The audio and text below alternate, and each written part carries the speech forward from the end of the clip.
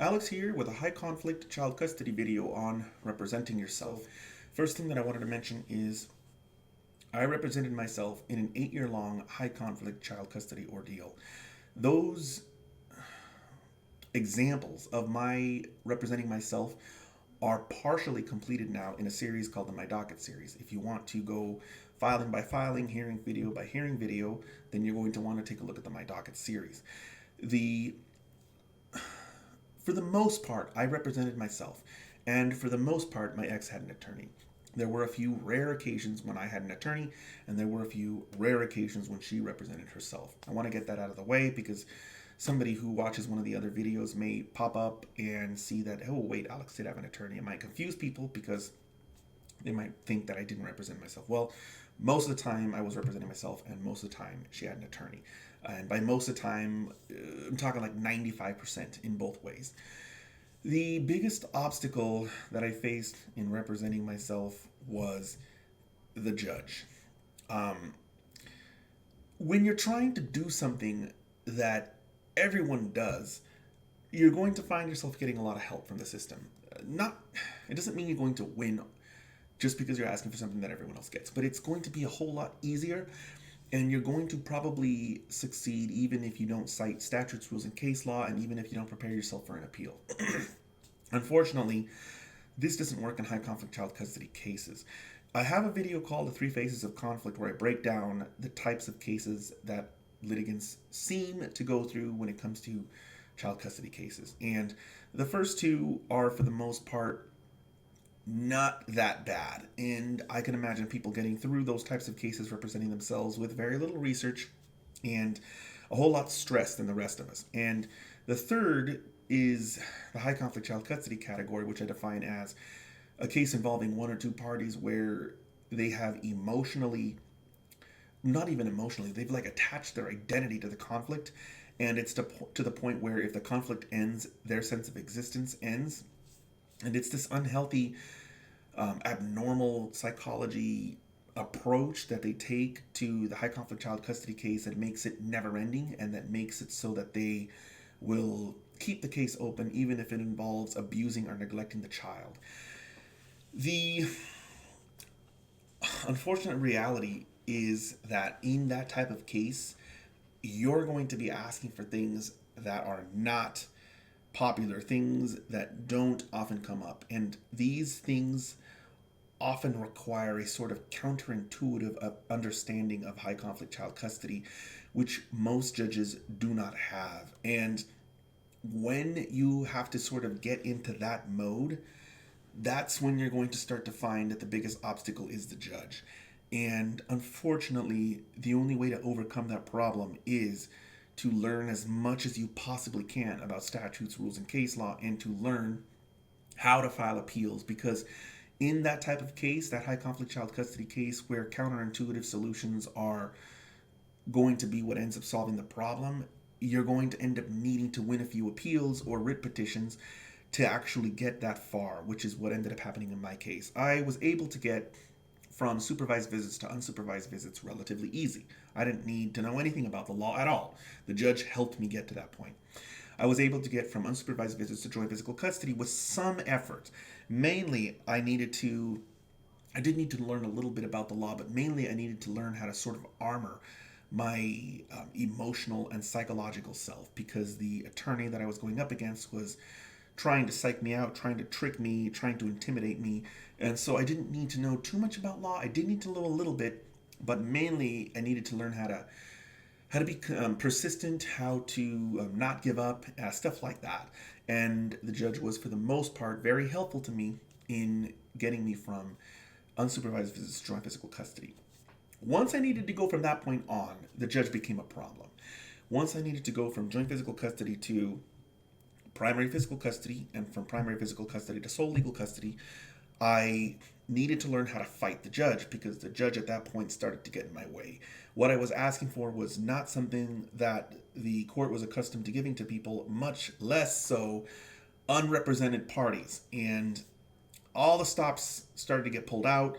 I started to see self-representation bias, which I have a video on. And I started to have to file a whole bunch of appeals, four of which I won. I won four appeals.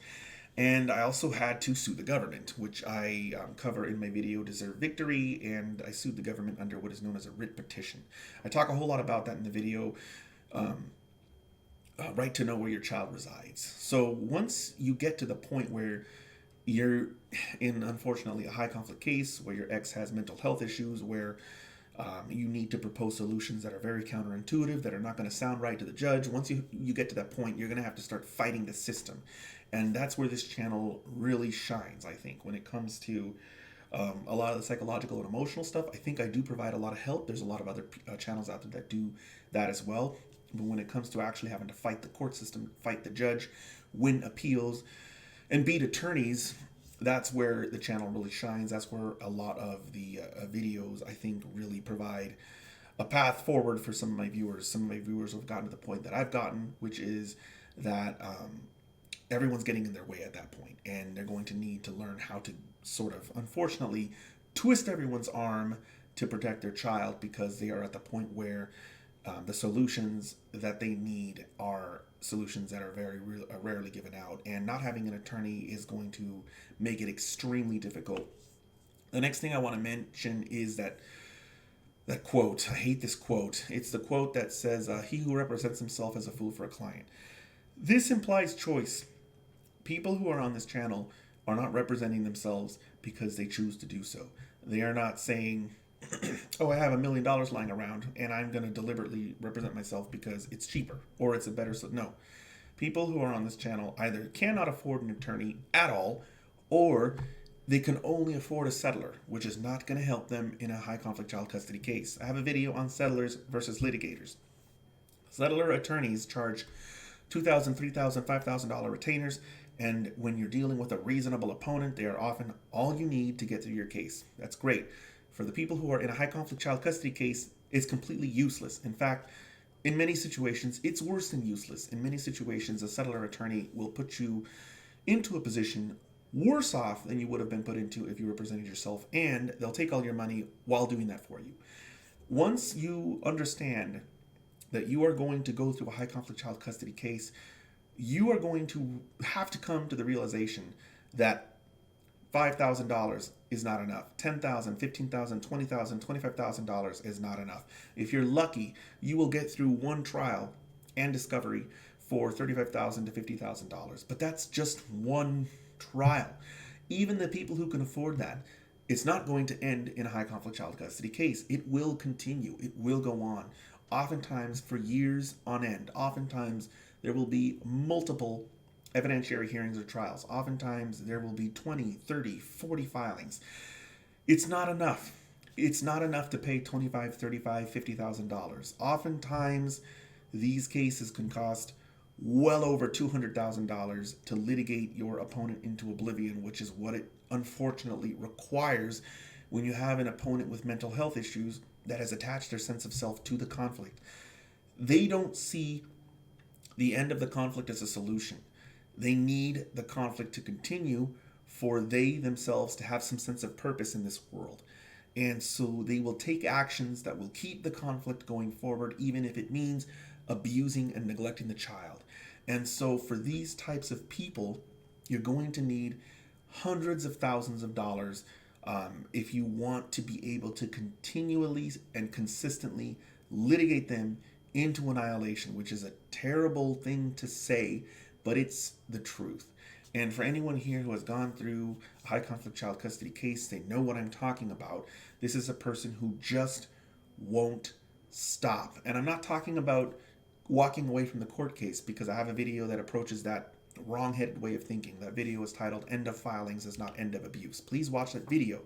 It's a person who will continue to psychologically and emotionally torture the child just to keep control of the child and to also keep the high conflict case going, because it's going to cause you, the protective parent, to continue to approach the court system and seek out a solution. Hopefully you're approaching the court system. If you are trying to protect the child without the use of the court system, you're going to fall right into their trap, which means you're going to use extrajudicial techniques to approach the problem.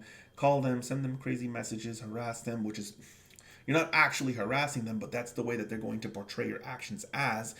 And you'll find yourself sabotaging your own case, because then they're going to use a legal system as a shield against you. They're going to portray themselves as a victim in the legal system.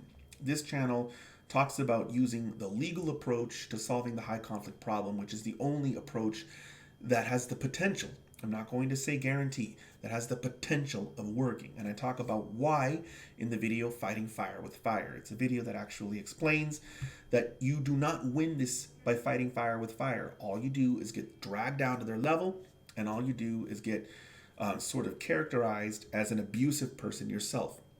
Fighting fire with fire does not work, and it plays right into their hands.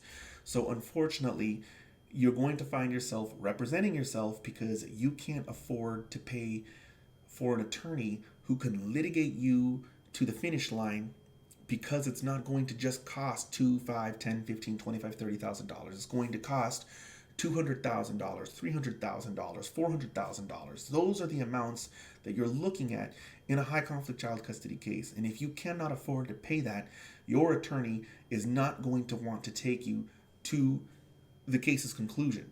Your attorney is just going to be one of the settler attorneys who's going to just try and get you to a settlement, which isn't going to work because of the way that high conflict parties look at settlement. In fact, I talk about this in two different videos. In the video Delay Tactics, and I also talk about this in the video Sabotaging Settlement.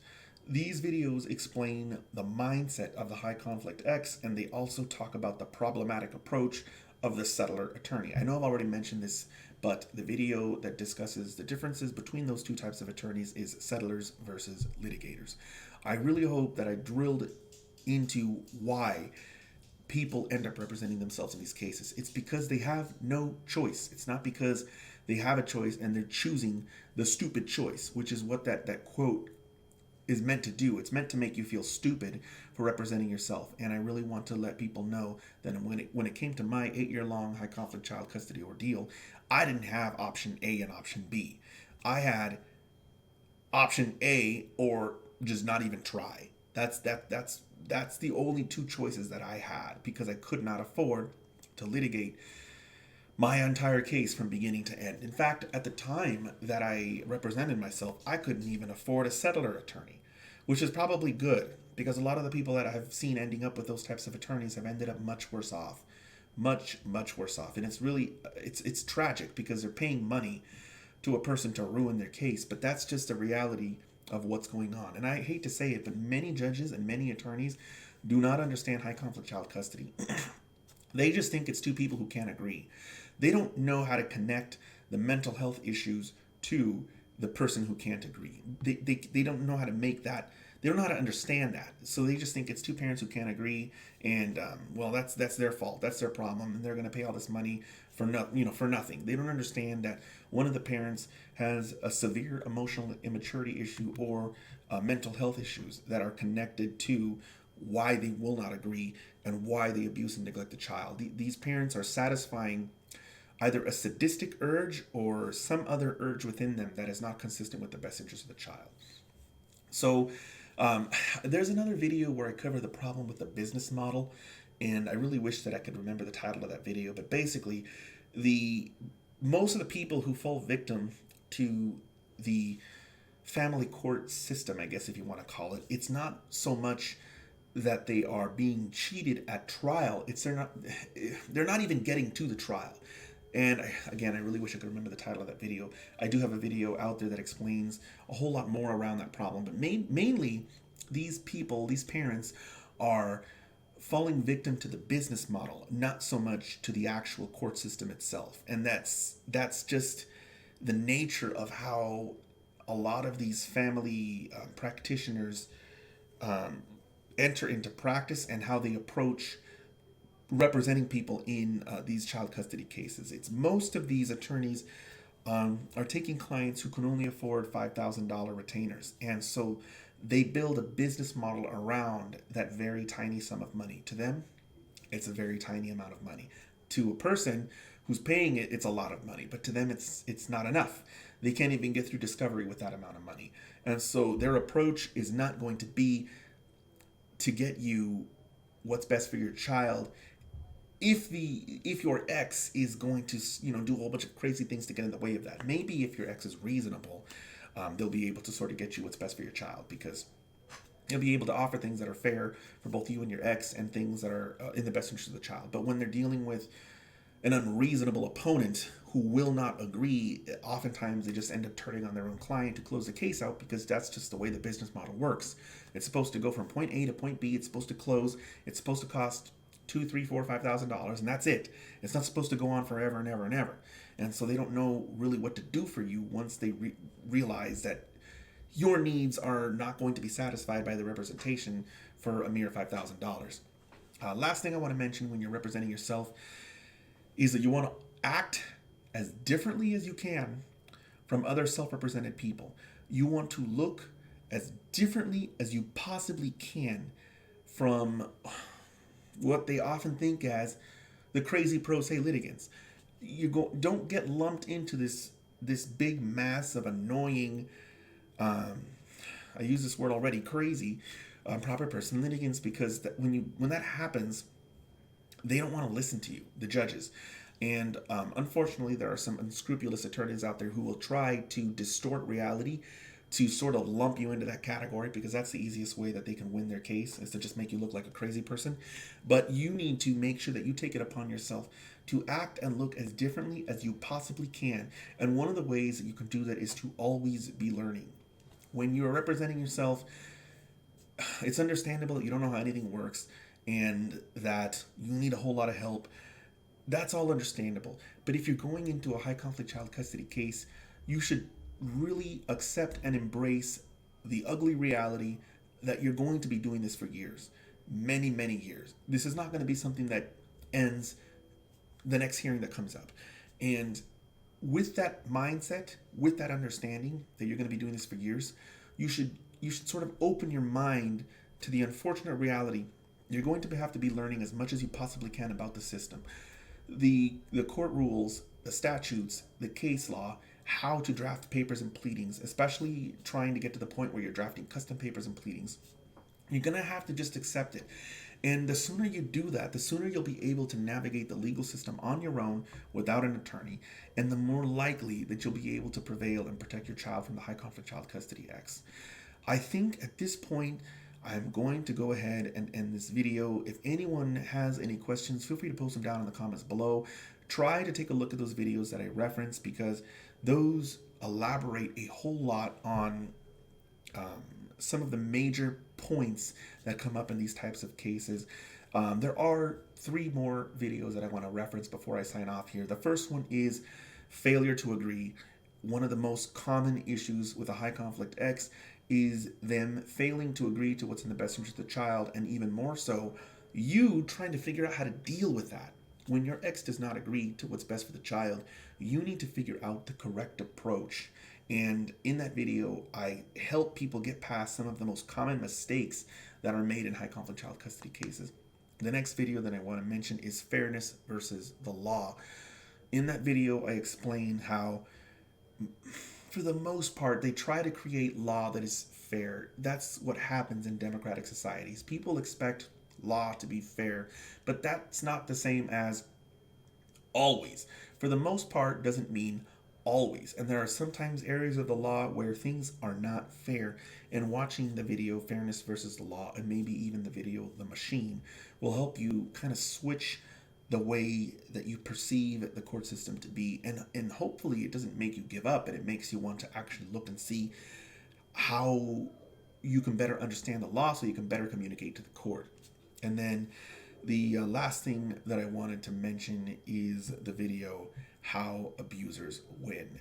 Because in that video, I point out the most common tactics that they use to beat you. And it isn't even really what people think it is. A lot of people think it's just, oh, well, they outspend you, or they have an attorney and you don't, so they're just basically more powerful, or they put you under their heel.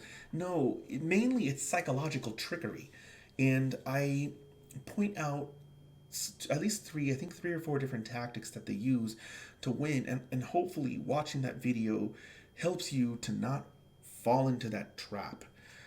So as I mentioned earlier, I'm going to go ahead and end this video now so it doesn't turn into a 30-minute video like the original high conflict child custody representing your self video was. And again, go ahead and post them down in the comments below if you have any questions, and I will see you guys next time.